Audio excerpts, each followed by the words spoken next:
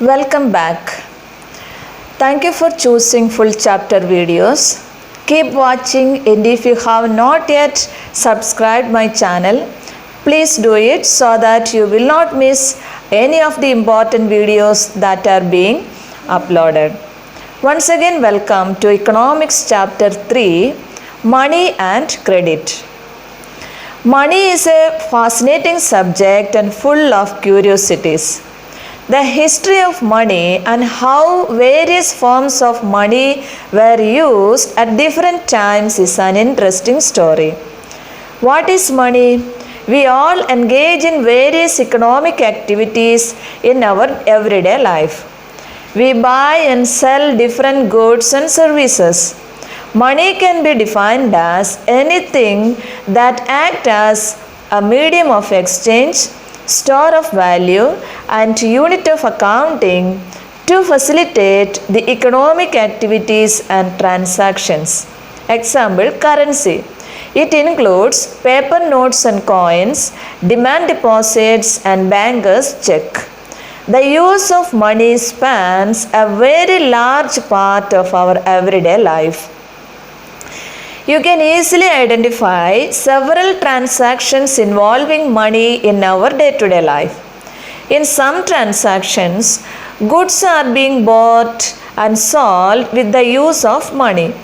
We not only buy or sell goods, in some transactions, services are exchanged with money. For example, we require a hairdresser to cut our hair, a doctor to cure us, a tailor to stitch our clothes, a cobbler for mending our shoes, etc.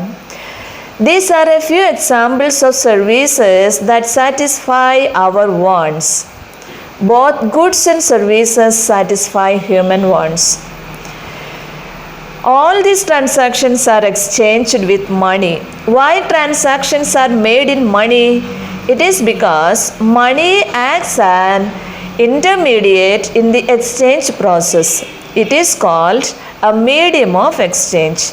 A person holding money can easily exchange it for any commodity or service that he or she might want. We all have heard about barter system. It is an old method of exchange which has been used for centuries before money was invented. In barter system, people exchanged services and goods for other services and goods in return. The value of bartering items can be negotiated between the people who exchange the things. Barter system has many difficulties. Lack of double coincidence of wants is a major issue in barter system. For example, a shoemaker wants to sell shoes in the market and buy wheat. He would have to look for a wheat growing farmer who not only wants to sell wheat but also wants to buy shoes in exchange. This is known as double coincidence of wants. It simply means that what a person decides to sell is exactly what the other person wishes to buy. Double coincidence of wants is an essential feature in a barter system because goods are directly exchanged without the use of money. Then, lack of common measure of value is another problem in this system. Even if the two people who want each other's goods meet by coincidence, the problem arises in deciding the proportion in which the goods should be exchanged because there is no common measure of value. Another difficulty is the lack of divisibility. In the absence of a common medium of exchange, a problem arises when a big indivisible commodity is to be exchanged for a smaller commodity. For example, if the price of a cow is equal to 5 sheep, then a person having 1 sheep cannot exchange it for a cow. If a household wants to sell his cow and get in exchange cloth equal to the value of half of his cow, he cannot do so without killing his cow. Thus, lack of divisibility of goods makes barter exchange impossible. Money was invented by the society in order to overcome the above disadvantages of the barter system. How does the use of money make it easier to exchange things?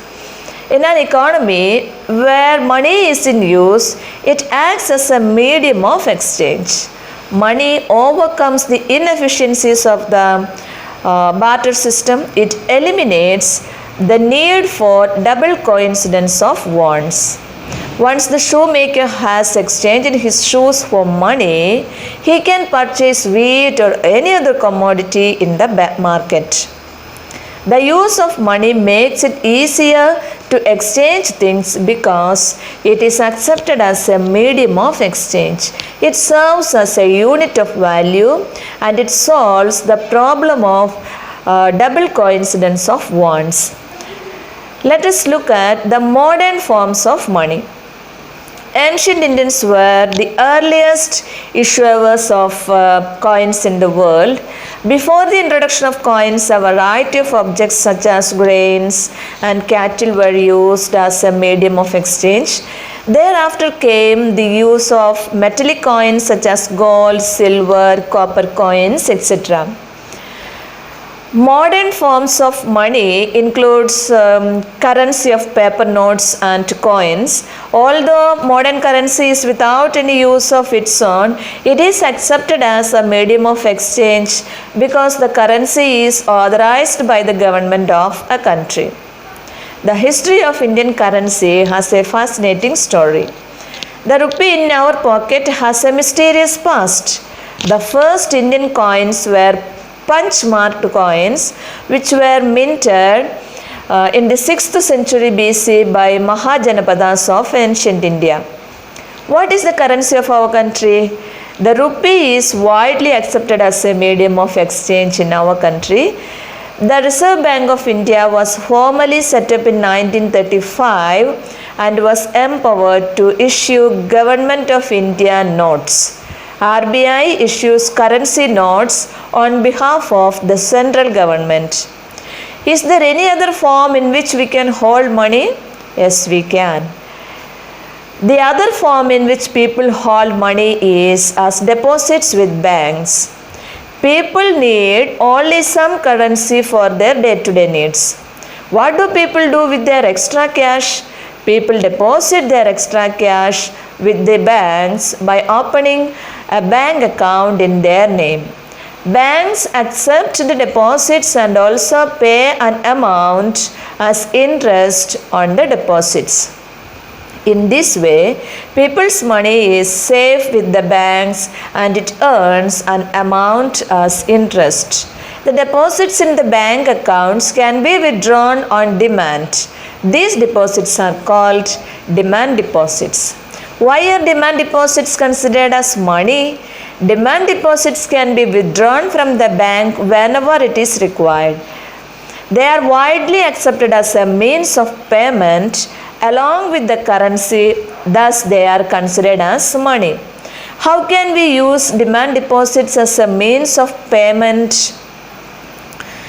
We can use these demand deposits as means of payment by way of a check instead of cash. You would have heard about payments made by checks instead of cash.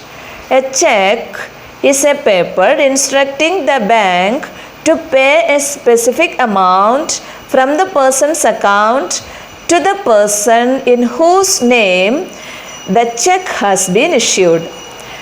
The facility of checks makes it possible to directly settle payments without the use of money. Modern forms of money, that is currency and deposits, are linked with the modern banking system. What do the banks do with the deposits which they accept from the people? Let us see. On one side, there are the depositors who keep their money in the banks, while on the other side, there are the borrowers who take loans from these banks. Banks keep only a small proportion of their deposits as cash with themselves. These days, banks in India hold about 15% of the deposits as cash. Why? This is kept as a provision to pay the depositors who might come to withdraw money from the bank. But banks use the major portion of the deposits to extend loans. There is a huge demand for loans for various economic activities. Farmers take loans to meet the expenses of cultivation. Manufacturers need money to complete the production on time. Parents take educational loans to meet the educational expenses of their kids. People take loans to construct houses, to buy car, to start businesses, etc. Those who have surplus funds deposit it in the banks. Those who are in need of money borrow it from the banks. Thus, banks mediate between depositors and borrowers. As we have seen, banks offer interest on deposits, but they charge a higher interest rate on loans than what they offer on deposits. The difference between what is charged from borrowers and what is paid to depositors is the main source of income for banks. Two different credit situations. Credit or loan refers to an agreement in which the lender supplies the borrower with money, goods, or services in return for the promise of future payment. A large number of our transactions in our day-to-day activities involve credit in some form or the other. Let us look at two different credit situations. We will take an example here. During festival season, Salim, a shoe manufacturer, receives an order for 3,000 pairs of shoes from a large trader.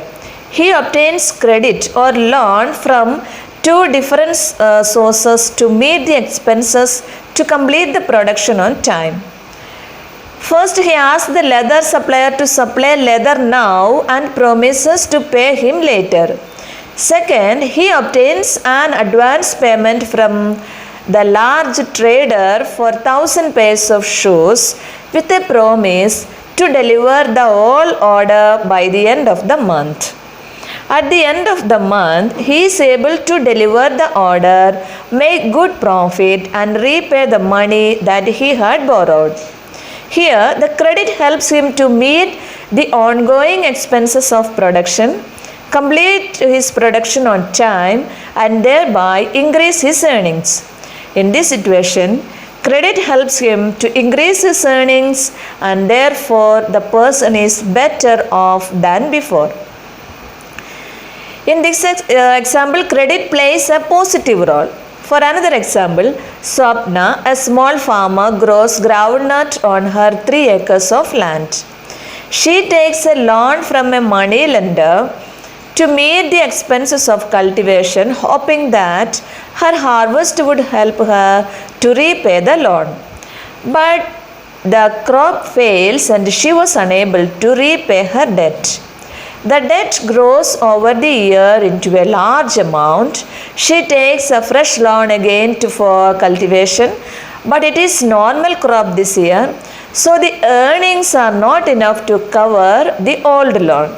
In Swapna's case, the failure of the crop made loan repayment impossible. She had to sell a part of the land to repay the loan. Credit, instead of helping her improve her earnings, it left Swapna in worse off. This is an example of debt trap. In this situation, credit or loan pushes the borrower into a situation from which recovery is very painful. In Salim's situation, credit helps him to increase earnings, and therefore the person is better off than before. Whether credit would be useful or not depends on the risk factors in the situation and whether there is some support in case of loss. What are the terms and conditions of the credit? Every loan agreement specifies an interest rate which the borrower must pay to the lender along with the repayment of the principal amount. In addition, lenders also demand collateral or security against loans. Collateral is an asset that the borrower owns. It can be land titles, building, vehicles, livestock, or deposits with banks. Why do lenders ask for collateral or security while lending? The borrower uses his asset as a guarantee to a lender until the loan is repaid. If the borrower fails to repay the loan, the lender has the right to sell the asset or collateral to obtain payment.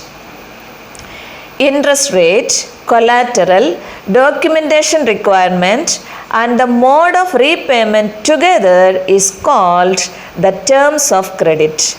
It may vary from one credit arrangement to another and depending on the nature of the lender and the borrower. Where do we borrow money if we are in need of it?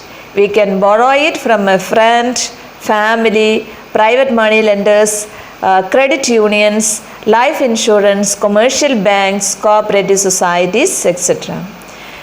These various types of loans can be grouped as formal sector loans and informal sector loans. We shall learn about it in the upcoming session.